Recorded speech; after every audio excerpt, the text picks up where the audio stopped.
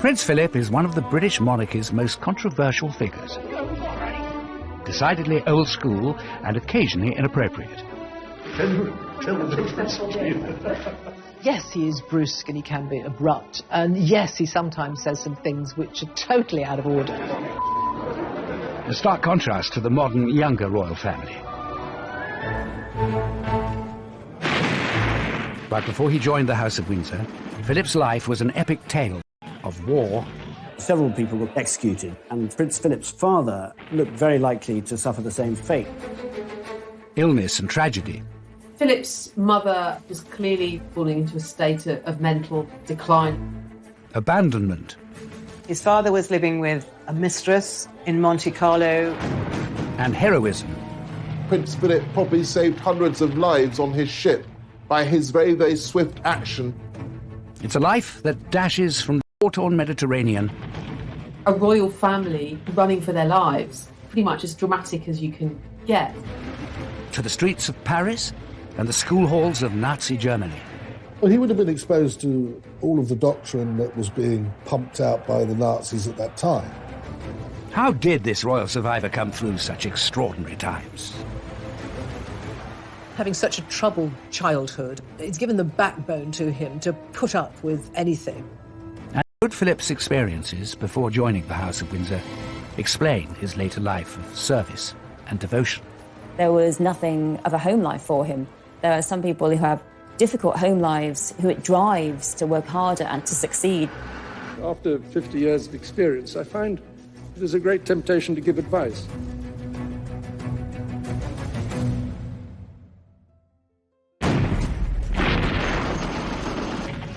Turkey in 1922.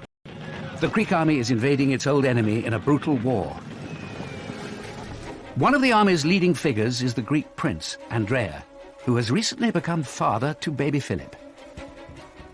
Prince Philip's father was a major general in the Greek army who were invading part of Turkey, Anatolia, but there was a huge military setback and the Greek forces had to flee to the coast. Following the army's humiliating retreat from Turkey, the pro-monarchy Greek government is overthrown and its leaders are held responsible for the disaster. In the aftermath of this coup, several of the people were court-martialed and executed, including a former prime minister, a former foreign minister, several sort of top generals. And when the execution was carried out, they all stood incredibly brave and stared at the firing squad. Prince Philip's father... For Philip, suddenly, really the rug is pulled beneath his family's feet.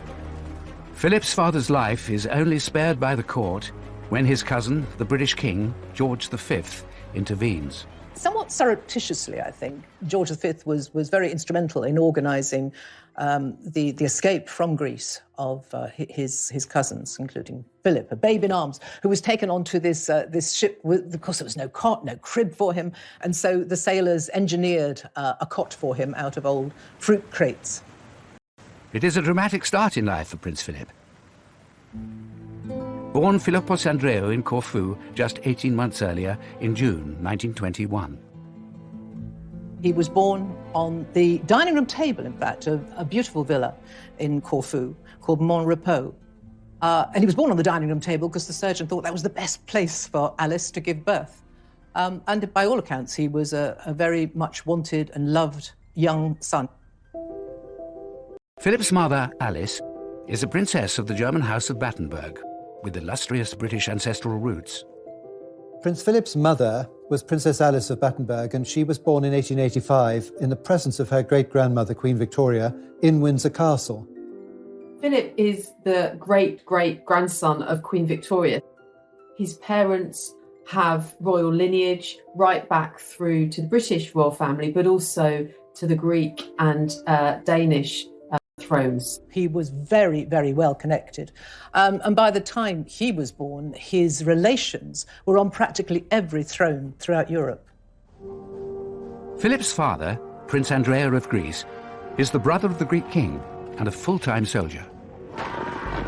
The wars between Greece and Turkey have actually been going on for many, many years, and the royal family and Prince Andrea were very much placed into senior positions in the military.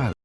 Thomas said that Prince Prince Philip as Harry a and boy Meghan seemed Markle to can take do all this in anything his they stride. want He as was a long as very they put their cheerful, mind and heart to it. mischievous, He practical even joker, predicted that their and marriage will it didn't last long seem because the as romantic though he sizzle was plus the especially long-term affected stability by it. needed to last forever I are talked to present. Prince He Philip said and he that they said, can balance and I think and this is very reflect each significant other really, my while mother still was being ill, true my to their father was own away, individuality. so I had to get while on still with it. And that really is what he's done all his life.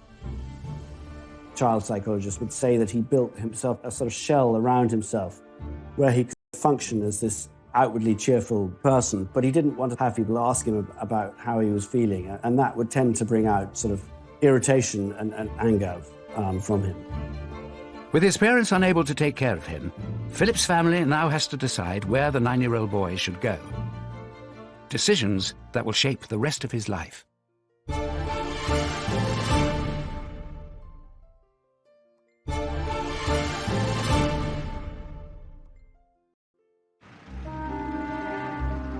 It's Paris in the summer of 1930, and aged just 9, Philip is coping with distress and upheaval. His mother, Princess Alice, is committed to an asylum in Switzerland, and his father, Prince Andrea, is in Monte Carlo with his mistress. You have to think that these formative years for Philip must have had a profound effect on his character, and I think indeed they did. He must have been confused, I imagine, and probably hurting. He must have felt abandoned by his parents. The family decides that young Philip will live with Alice's brother in England. George, the Marquis of Milford Haven, or Georgie as he is known, is Philip's uncle. He is a Royal Navy commander and happily married to Nada, a former Russian aristocrat with 2 children of their own. They had this beautiful house in England, in Berkshire, and basically Philip went to live with them and he absolutely adored George, his uncle. Philip is warmly welcomed, though he would experience. Prince Philip, I think, very much enjoyed both of their company. They were very sort of broad-minded. They had what was reputed to be the largest collection of pornography then existing. They sent their son, age of 17, he was sent to a brothel in Paris to round off his education. They were sort of quite out there, but their marriage was very strong. Though there was infidelities that took place in that relationship, what he witnessed as a boy were 2 people that genuinely loved and were warm to him. Philip's whole family, though, play a role in his upbringing. I think he was much loved by the uncles, aunts, by his grandmother, and had bedrooms in several homes, but there would always be lots of planning on where would he go in the school holidays. So he must have felt a lot of his childhood in the 1930s like he was a parcel being moved from place to place in the holidays, from country to country. Some of those holidays are spent in southern Germany with his 4 elder sisters, who have all married German aristocrats. And it's Philip's second eldest sister, Theodora, who suggests a plan that would see Philip's life uprooted once again.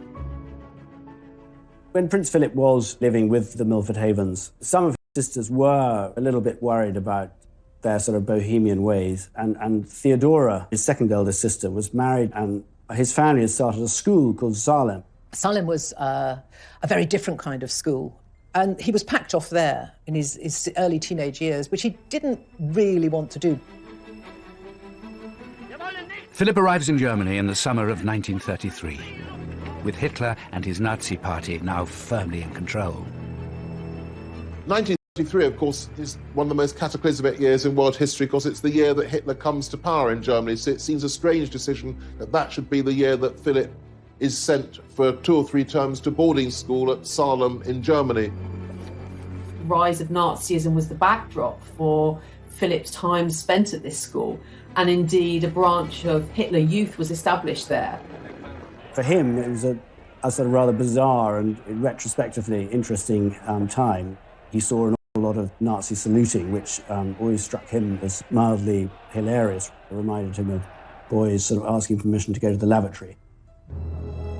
At 12, Philip is possibly too young to comprehend the events around him. But all 4 of his sisters and their German aristocrat husbands have allied themselves with the Nazi party.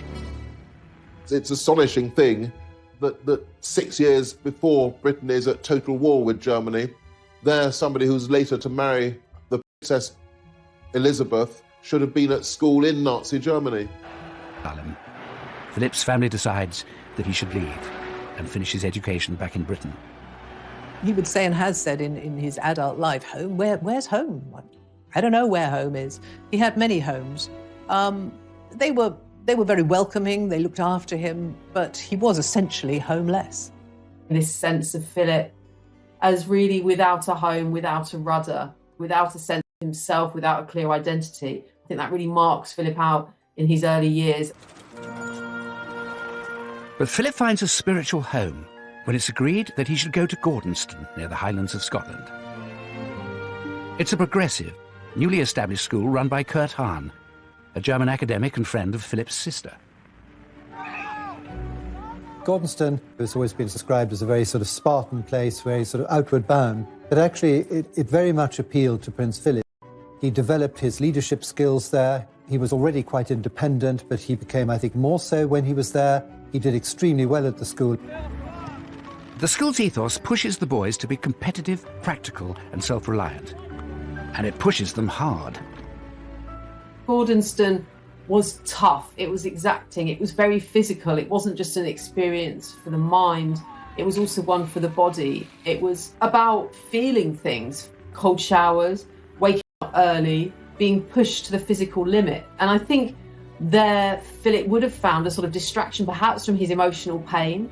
Gordonston was a very, very unusual school in its time. It wasn't your typical British boarding school. It was no Eton or Winchester.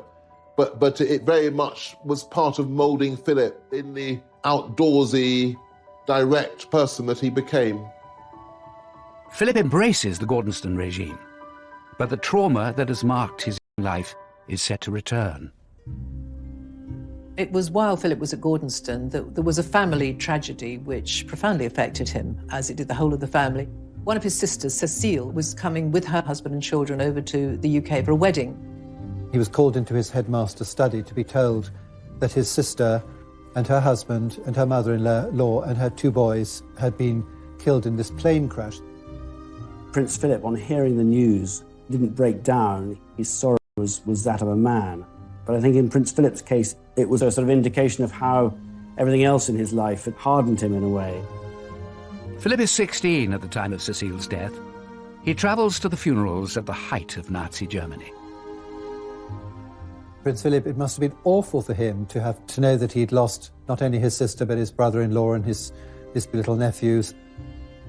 The funeral was a sad affair, obviously, but a very strange affair, really, for him. The streets were behind his sister's coffin, and he was this sort of forlorn figure in a sort of black overcoat. And within a year of losing his sister and her family, Philip suffers another unexpected bereavement.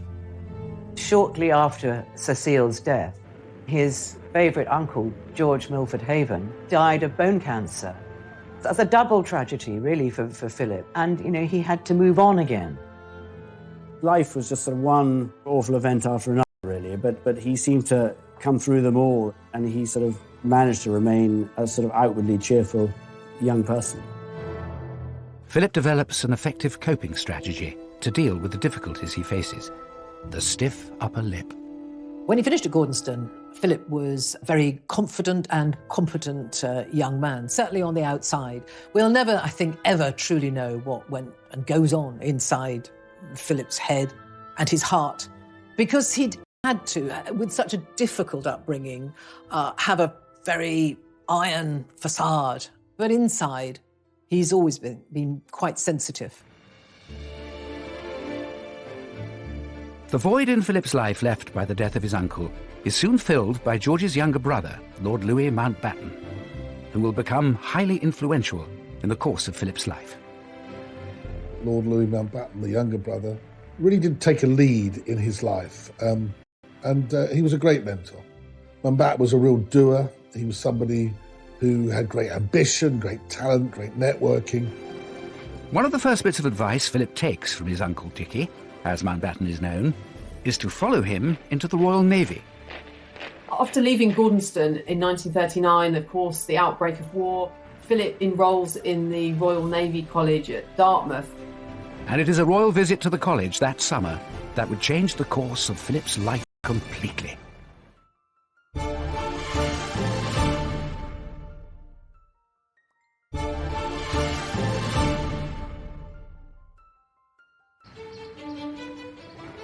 Prince Philip begins his training at Dartmouth's Royal Naval College in May 1939, 4 months before the outbreak of World War II. I think aged 18, he's already a very, very self-sufficient man. These difficulties which have befallen him have toughened him up. He has the advantage of being devastatingly good-looking. He's very, very blonde in those early pictures, and already he's become a bit of a magnet for young women. The young cadet's charms are on full display when the royal family visits the academy in July. His uncle, Dickie Mountbatten, arranges for Philip to entertain the princesses, Elizabeth and Margaret. They played a few games, put over the nets, and suggested they do the same. And by all accounts, Elizabeth was smitten. She wrote to Philip to thank him for looking after her and Margaret. And then Philip wrote back. It was his cousin. She was a good contact to have. She was eventually going to be Queen of England. So Philip isn't a fool. So they started sending letters to each other. But Elizabeth is only 13 years old, too young for any serious romantic interest. Besides, Philip has other things on his mind. Less than 6 weeks after that fateful meeting, Britain declares war on Germany. We tried again and again to prevent this war. And for the sake of peace, we put up with a lot of things happening which ought not to have happened. Philip, of course, could have joined the Greek navy. He was still a prince of Greece and one of the heirs to the Greek throne. And I think increasingly in the late 1930s, Philip felt that he was English. He felt he was British. So it was the Royal Navy that he was going to be in at the beginning of the Second World War. In early 1940, Philip is sent to sea. At first to the Indian Ocean to escort convoys of soldiers. But the young midshipman is eager to be in the thick of the action. And by the following year, he gets his wish. He's transferred to a battleship in the Mediterranean to join the fight against the Italian Navy. There was one particular battle, the Battle of Matapan, which really saw the end of Italian involvement. The Italians took such a pasting, and Prince Philip was in charge of the searchlights during a night engagement. 2 or 3 Italian ships were destroyed in quick succession, with Prince Philip directing the searchlight so effectively that these Italian ships were well illuminated and promptly destroyed. 19-year-old Philip's skill with the searchlight earns him an official commendation, and he is honoured with the Greek War Cross.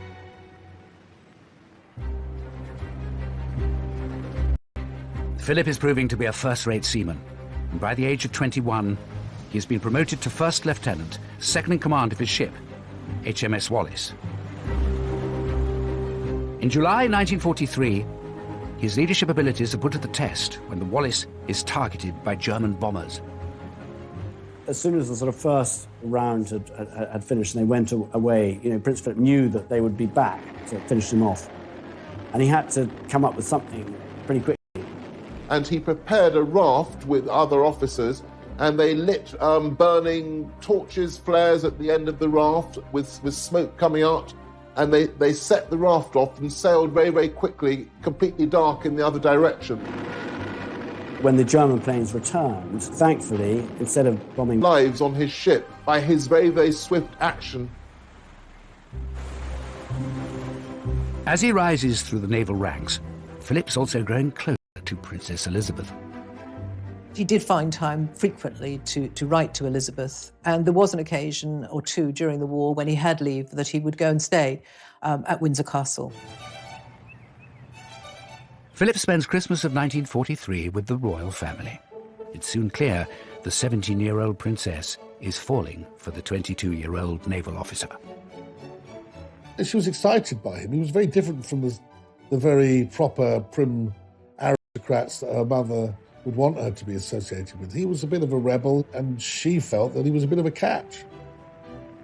She fell desperately in love with him. She thought he was marvellous. He was a war hero, he was good-looking, he was kind, just everything she'd ever wanted. But Philip isn't so sure Elizabeth is right for him. After all, marrying the future queen would mean committing to a lifetime of public duty. But whispers about Philip and Elizabeth are beginning to spread, helped by his uncle Mountbatten.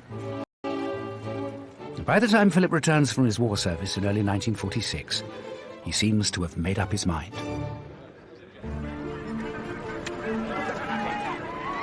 I think if you're sixth in line to the Greek throne, if you've only got about £600 in the bank, if you haven't got a settled home of your own, the chance of marrying the very attractive, intelligent bright, sparky heir to the most prestigious monarchy in the world. I don't think that's a terrible opportunity.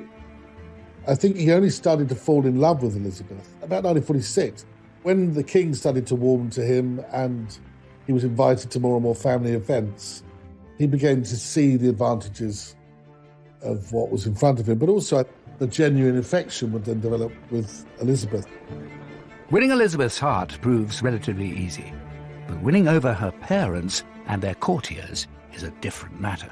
When everyone realised that Prince Philip was a serious prospect for Princess Elizabeth, there really was panic in the British establishment. He was not at all the type they expected, and there's a lot of distrust of him in the royal household, in the royal family, in the government. Philip is seen as an outsider, someone who didn't go to the right schools, doesn't have any money, and is far too outspoken to be a true British gentleman. Philip was from a foreign royal family. He had been brought up in sort of military ways. He was really penniless in terms of his upbringing. He'd lived this kind of nomadic childhood. He had a very unstable, dysfunctional family, and certainly some courtiers thought that he really wasn't appropriate for a royal. I suppose they viewed him as a little rough and ready, maybe brusque, maybe overconfident. Certainly views were expressed that he might not be the right person. Nobody approved of him at all, but Elizabeth, for the first time in her life, she really, really stuck her heels in. This was the man she wanted, and no other would do. To become a more suitable candidate for the princess's hand, Philip makes some dramatic changes. With the help and guidance of Dickie Mountbatten, his uncle, he decided, or it was decided for him perhaps, that he should take on British nationality. And so he gave up his right to the Greek throne, he gave up his Greek nationality, he was no longer Philip of Greece, and he became British and he became Philip Mountbatten. And he also had to give up the religion he'd been baptised into. He was no longer Greek Orthodox, he now had to be Anglican. So they really do everything to change Philip into the English man they wish he was. I think those quite significant sacrifices was the beginning of a whole series of sacrifices that would then mark out Philip in relation to Elizabeth. He was always going to have to try to conform, to be acceptable. By the summer of 1947, Philip and Elizabeth have finally won the King and Queen's blessing. In these, the first special studies of the pair since the news of their engagement, it's easy to see the radiant happiness of the princess as she and her very good-looking husband-to-be pose for the cameras in the palace. Philip marries Elizabeth on November the 20th, 1947, at Westminster Abbey. The wedding day of Philip and Elizabeth couldn't have been grander, couldn't have been more spectacular. People got very, very involved with it and very excited by it. And the crowds were absolutely huge. Everything about the wedding is reinventing Philip. He's a great war hero, he's practically British, and now he's the marvellous future consort of the marvellous future queen. But for all the joy of the wedding day, there's a bitter pill for Philip to swallow. His mother is the only member of his immediate family by his side. His father, Prince Andrea, had died during the war, after not seeing his son for many years. And his sisters are not invited. It was deemed that his sisters who'd married Germans should not come over. It was too soon after the war. And so that was a source of great disappointment for him. But life as the new Duke and Duchess of Edinburgh is good for Philip and Elizabeth. You have to remember that he had been essentially homeless. He had not had a family life since he did. Elizabeth meant the world to him, and he was incredibly open about it. Their family grows quickly with the birth of Prince Charles in 1948 and Princess Anne 2 years later.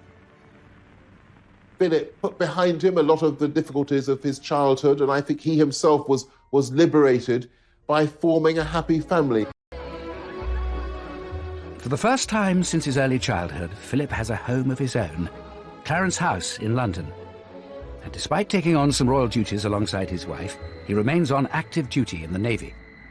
One of the happiest times in the young couple's life was when Prince Philip was posted to Malta. He was out there for quite some time, several months, and Elizabeth went out and stayed with him on 2 occasions, quite protracted stays. And this was a very, almost normal existence for her.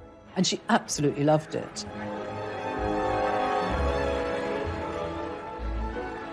They had wonderful times that they would go to dances, they would drive, often without bodyguards. I think there were very, very happy times for Philip and Elizabeth between 1947 and 1952. I really think that Philip and Elizabeth imagine that their life post-marriage is going to be their life for the next 20 years or so, that they'll live in Clarence House, he will do royal duties, he will support her, they will have their children, but it isn't going to be the big job. It's not queen and consort. I think both she and Philip imagine that'll be a job they're doing when they're in their 40s, going into their 50s. There's no way, I think, that they have any idea how close it is around the corner. But in 1951, King George VI becomes ill with what is later revealed to be lung cancer. It falls to Elizabeth and Philip to take on more royal duties in his place, including a tour of the Commonwealth nations in early 1952. They were going to be away for several months. So they set off for Kenya, hoping that when they came back, the king would be okay. But it was not to be. Just days after their departure, on February the 6th, King George dies in his sleep. A royal aide breaks the news to Philip. Philip, he just looked absolutely ashen-faced because I think he realised his entire life at that moment was going to change. I think he went into shock and he put a newspaper over his head and just absorbed this terrible news. Then he went to tell his wife. Philip has to break the news to his wife that her beloved father is gone, and also that everything has changed overnight. She is now the queen, he is now the consort, and the life they had... How much will he be forced to sacrifice? And how will he use his turbulent childhood experiences to guide him in his new role?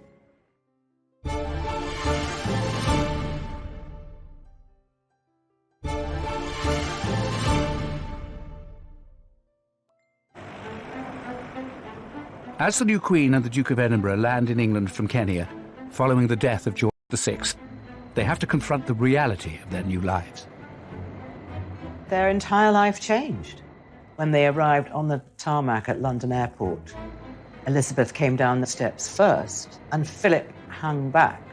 And then, of course, the realization that the rest of his life, he was going to be 2 steps behind his wife, must have really hit him.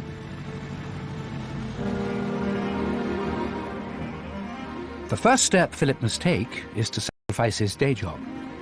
As consort, Philip has to give up his naval career, which is quite difficult. It's something he fought for so long, and he's not allowed to keep his job. He was about to be promoted to commander, he was going to be in charge of a big ship, so all of that had to be shelved. It was very difficult for Philip to accept this role of second in command when he'd used to being in command. Philip, though, is bucking the trend. In post-war Britain, most men have the expectation of being master of their own households. For Prince Philip, that expectation is turned on its head. Philip becomes consort in the midst of the 1950s, at a time when patriarchy and hierarchy absolutely rules. Women are at home as housewives, and here is Philip effectively being thrown into the position of the country's ultimate house husband. Philip now has to work out what he is going to do. There is no job description with the role of consort to a queen. Albert was the last, nearly 100 years earlier, to Victoria. He has to find a role for himself. He has to find an identity as consort. It's not prescribed. The Queen, of course, received government business in those royal boxes, which he was never privy to. The Queen was having audiences with her first Prime Minister, Winston Churchill. He was excluded from them. What was to be his purpose? It was the beginning of a very, very difficult period in his life. Philip sees himself as a modernising force, but is frustrated by resistance from powerful figures within the palace. Philip finds his role of consort as being squashed by his mother-in-law because Queen Elizabeth, the Queen Mother, wants to stay in Buckingham Palace, have a role of influence over her daughter, and what you start to see happening during the early reign of Queen Elizabeth is that there really becomes this battle Queen Mother who wants everything to stay exactly the same. And there are further attempts to marginalise Philip by some of the old guard serving the monarchy. The courtiers were brutal to him. They looked down their noses at him. They didn't give him any attention. The courtiers weren't really interested in him. They didn't really have a lot of time for this upstart, this usurper, as they used to regard him. Philip, of course, is a man who's come fresh from conflict. The Navy is in his blood. He needs adrenaline. He needs a purpose. He needs to be doing things. But Philip turns an early setback into a personal mission. As newlyweds, Princess Elizabeth and Philip were living happily in Clarence House, where Philip had overseen the wholesale modernisation. Philip really throws himself into creating Clarence House as a home for this young family. And that, I think, really reflects the fact they never had a home before. So they had all the mod cons, and Philip loved mod cons, and they had washing machines. Chuyện ngày xưa tôi thả những cành diều dây lướt trên bầu trời phiêu du cùng áng mây hòa trong gió tiếng sáo vang từ đâu diều bay vút cao rồi cùng nhau chia phe chơi tròn thuyền dưới bóng cây đa già bên sân đình bãi sông làm con dâu chú rể chị kiều la trò chơi rước dâu. Kỷ niệm xưa mãi sống trong cuộc đời tôi thân tin tôi thơ rồi ngày tháng trôi đi bao nhiêu mộng ước xa xưa chỉ còn là kỷ niệm từng đêm tôi nhớ về cuộc đời yêu chen bốn bề sầu lo nhiều lúc ước mơ rằng được phép nhiệm màu đưa tôi về thuở xa xưa bay cao cùng cánh diều vui chơi với đám bạn còn những ngày thơ vui đua ngày tháng tôi hân hoan cùng trời mây ngày xưa dấu yêu còn đâu. Dishwashers, they had all the latest gadgetry which Philip loved. But as monarch, Elizabeth is expected to move into Buckingham Palace, which is a personal blow for Philip. No one likes living in Buckingham Palace. Buckingham Palace is really a big office and no one ever seems to like living in there, and they were no exception. It lacked the intimacy they'd been used to, and his wife was no longer his wife. She was now really married to the country. She was always surrounded by advisors, by courtiers, people who wanted him out of the way. Philip, though, launches himself into revolutionising how things are done at the palace. He was a proud, successful man without a real role. This was a real dilemma for him. But he threw himself into modernised there.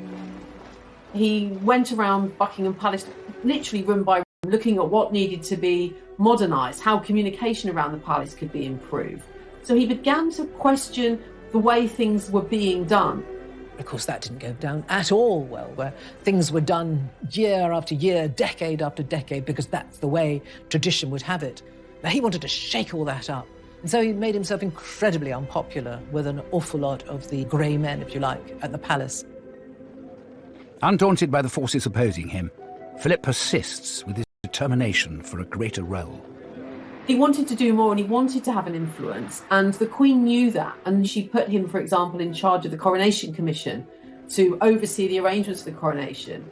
And here we see for the first time Philip being something of a maverick, perhaps because of his status as being an outsider, having a different kind of perspective.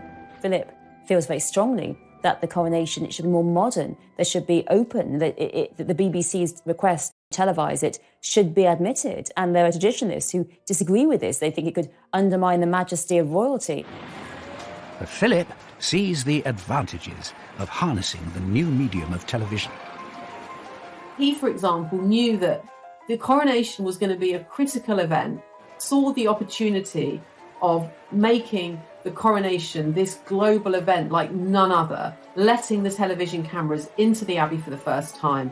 And against the reservation of the government and Winston Churchill, Philip really pushed that through. Philip is always battling to have his ideas taken seriously, always having to fight, because lots of people will say to Elizabeth, was that Philip's idea? Well, no, because they really exclude him and ignore him. For almost 2 days and nights, the crowds had been assembling in sunshine and rain for the moment when the young Queen, radiant in her exquisite gown, left the palace for Westminster Abbey. The coronation takes place on June the 2nd, 1953, with television cameras capturing every moment. More than 20 million people in Britain tuned in to watch the ceremony. And 8 years after the war, another victory. Philip's sisters are allowed to attend, and so does his mother, Princess Alice, who is now living as a nun in Athens. Philip always been very, very fond of his mother, and I think he was really happy that his mother should be there. But she came in her grey nun's habit, so she was very obvious. It was a great moment for Philip and his relations. But the success of the coronation, both on the world stage and for Philip personally, comes off the back of a body blow for the man in the support role. I suppose Philip had to swallow an awful lot as a proud male and a royal male. But one thing that really grated with him was the fact... After their marriage, the couple were known as the Edinburghs. But once Elizabeth ascended the throne, the plan is that she will be part of the House of Windsor. He expected, absolutely expected, that Elizabeth would take his name on marriage and that the children would take his name. So therefore, it would be the House of Mountbatten. Philip's assumption that the family will adopt his surname is political dynamite. Various people, most importantly Churchill, were dead set against this idea and were determined that the name should remain Windsor. There was a big row about it, but Philip lost the argument, and the Queen agreed that her children, Charles and Anne, would be part of the House of Windsor. But during the row, he said, what kind of man am I? I'm just a bloody amoeba, he said. So it was very, very hurtful to him. I think he really felt that if he gave up his title, his religion, his name, his nationality, then the actual reward would be that he got to be Philip, the House of Mountbatten, and not as that really made him feel excluded, very humiliated, and it was a very difficult moment for him. Philip has a tried and tested way of dealing with the strains of royalty. I think having had the upbringing he experienced, he just adopted that same attitude to royal life. This is what I've married into.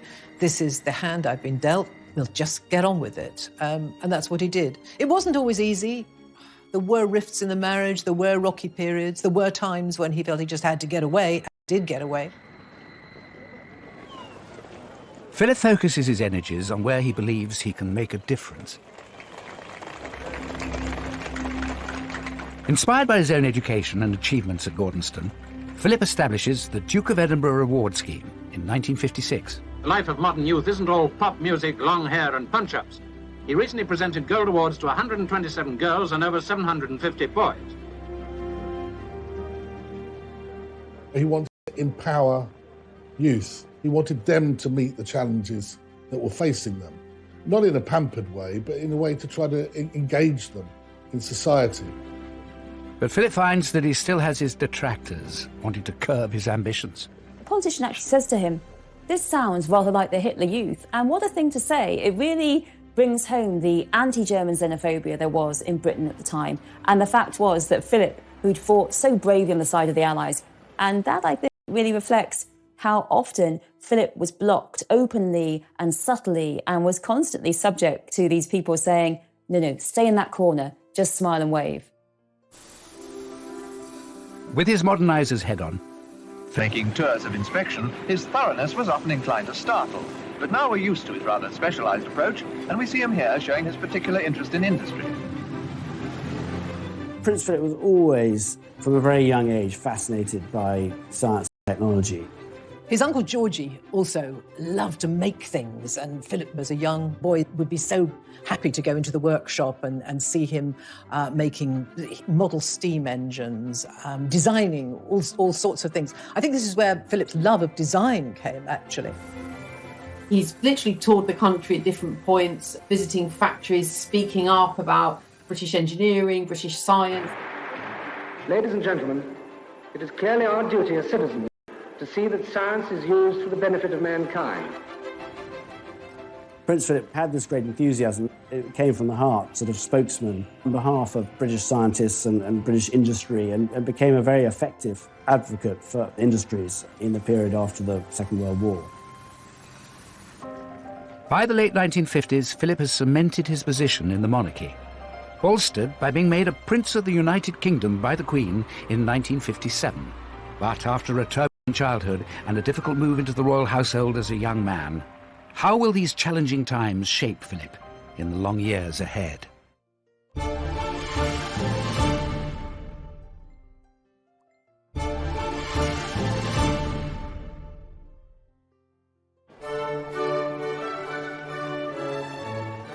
It's August 2017, and Prince Philip takes one final salute before retiring at the age of 96.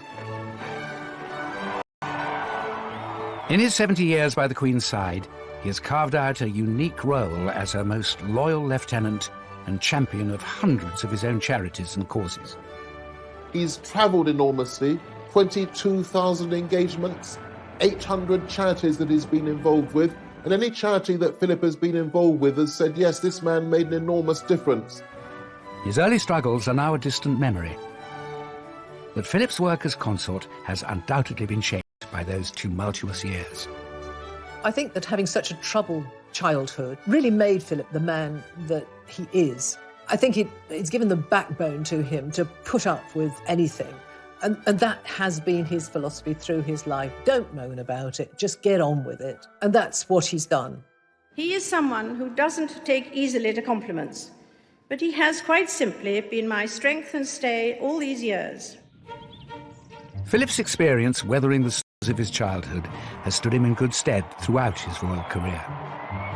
Never more so than in the 1990s, when the royal family was rocked by a series of crises. Philip tries to help. He writes to Diana saying that he understands what it's like to be outside of the royal family, to be seen as an outsider. The sort of things that he wrote to her about were the difficulties that he had had when he had joined the family, the pressures that he'd been under, how he understood the pressures that she would feel. Philip's intervention was not enough to save the marriage. Charles and Diana officially separated in 1992, a year so bad for the royal family that the Queen called it horrific, although she said it in Latin. It has turned out to be an annus horribilis. But worse was to come in 1997, when Princess Diana was killed in a car accident in Paris. Her young sons were staying at Balmoral with Prince Philip and the Queen when they received the terrible news. There was probably no one better qualified or better placed to help William and Harry after the death of their mother than their grandfather, Philip. You have to remember that he had essentially lost his mother when he was just coming up to 9, when she was committed to a sanatorium. His father also virtually abandoned him. So he was very empathetic, obviously, towards his grandsons, William and Harry. Another tragedy from Philip's childhood may have been on his mind when it came to advising the boys about the funeral procession. Prince William and Prince Harry weren't terribly keen on the idea of walking in the procession. Prince Philip took the long view, and he said, I think, when you're older, that you would very much regret not walking behind your mother's coffin. Philip had done it himself, behind his own sister's coffin, age 16, walked behind Cecile's coffin, devastated, full of pain. It's a very sweet moment when Prince Philip puts his arm round William as they go under Admiralty Arch. Although people, when you look back, think it was something too much for Prince Harry to do, and he himself has reflected upon that, I suspect as he gets older, he'll be pleased that he did it and that he listened to the wise counsel of his grandfather, somebody who I think has experienced great tragedy in his life. The dark days of the 1990s hurt the royal family's standing with the British public. Prince Philip plays an important role in helping restore the family's popularity in the 21st century, perhaps motivated by his own experience of how quickly a nation can turn against its monarchy. His family were thrown off the Greek throne and he had to flee in a packing box. So I think that he was always conscious of that and always conscious that even though the British monarchy seemed so stable, that it could be knocked off its perch. Philip came from the European royal. They were having their kingdoms taken away. And he felt very much that the British royal family must stick together. They must all work together for the common aim, which is the good of the monarchy. In 2020, the royal family is facing new challenges, not least the departure of the Duke and Duchess of Sussex. The Duke and Duchess of Sussex have announced they intend to step back as senior members of the royal family. I think we all know from recent history that becoming part of the British royal family is not easy. Diana bailed out, Fergie bailed out, Harry and Meghan have both left royal duties. It's not easy, but I think Philip really made the best of it. On the occasion of their golden wedding anniversary, Philip gives an insight into one of his guiding principles. The main lesson that we've learned is that tolerance is the one essential ingredient of any happy marriage. It may not be quite so important when things are going well, but it is absolutely vital when things get difficult. Prince Philip's life has never been smooth sailing. Beginning with exile and abandonment, through his wartime heroics and early battles with the royal establishment, to the tempestuous years of the 1990s. But it's these storms that have given him the resilience and the strength to succeed in his role, guiding his family, supporting the Queen, and serving the country for more than 70 years.